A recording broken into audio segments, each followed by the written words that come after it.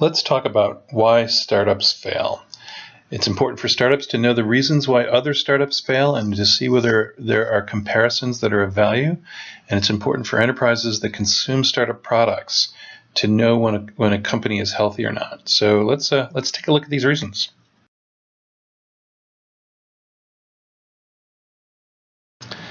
These are the contributing factors that are most often cited as causes for startup failures. I want to be brief about some of them. Team in particular is not a reason to fail. And the reason it isn't is that during the lifetime of startups, the team is replaced over and over again in almost every case. There may be a few people that kind of hang on through the transitions, but transitions there will be, and the teams will be changed to accommodate differences in product and differences in market. So the team isn't really the thing that causes a startup to fail, but it certainly contributes to the success of the startup. It's imperative, obviously. Another one is running out of cash. People see cash as one of the biggest issues for startups, or the unavailability of it, but the truth is there's an infinite amount of venture capital available for good teams building good products in good markets. There's just no limit. There's no reason why they should run out of cash unless they're not executing, or they're building a bad product, or they've chosen a bad market.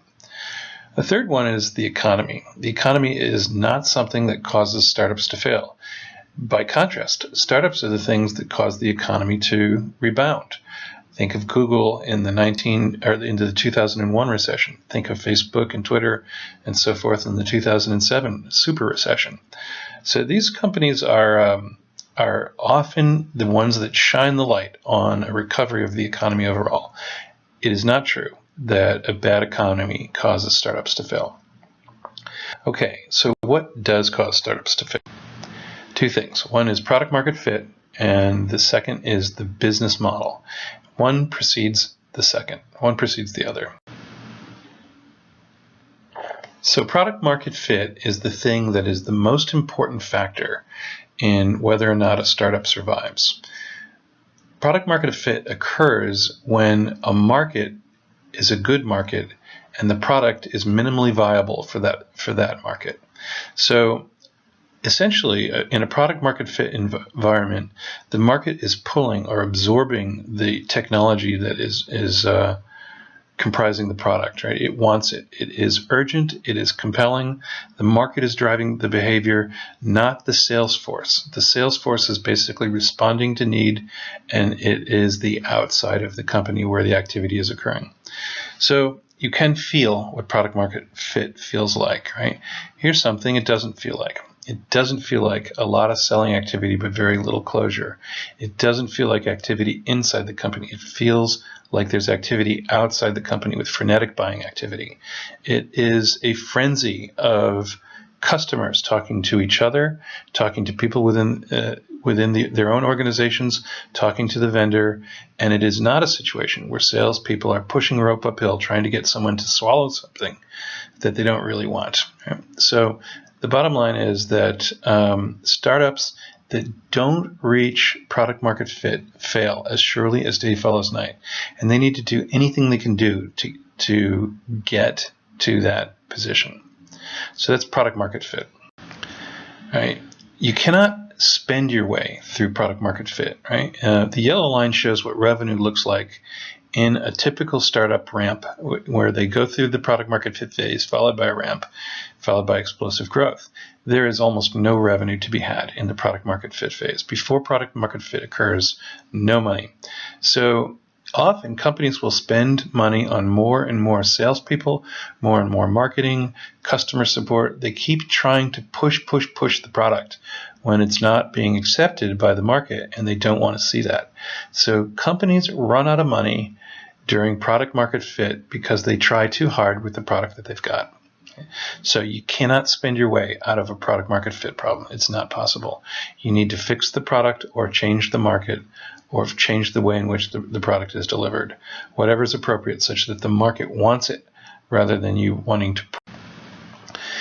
You cannot hide a lack of product market fit. This is the internal hype cycle that people often draw with respect to product market fit. But the only point that it makes is that during product development and design and so forth, right up to initial testing, there's an incredible feeling of optimism inside the company with respect to that product, and they can't wait to bring it to market.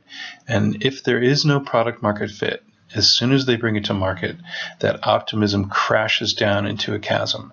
And you can see that in the curve here, right? So at that crash, people are disillusioned. Customers don't really want the product. They don't like trying it. If they do try it, they don't buy it. It just doesn't feel right. And you can't hide it from anybody inside the company. You can't hide it from anybody outside the company, and you can't hide it from the customers. When it doesn't fit, and everybody knows it. Right? So it's a very obvious thing. So the most important thing is to shorten the time frame where product market fit is not there, and to reduce or minimize the cost. So after product market fit occurs, there is a business model challenge that pops up, right? And the business model challenge is generally caused because people buy products as they use them rather than buying them in perpetuity. So it's the equivalent of leasing a car versus buying the car, right? You pay for what you use rather than otherwise. That's a change in technology. Software is purchased this way. Hardware is becoming purchased this way. And the thing that happens is that the traditional sales models actually cost more to acquire a customer than the value that customer brings to the company. So if it's more expensive to sell something than you receive back in revenue, then you're going to go out of business. Right, so this is a business model problem, and it occurs after product market fit. People love your product. They want it. They want to buy it. They want to buy it. They want to buy it.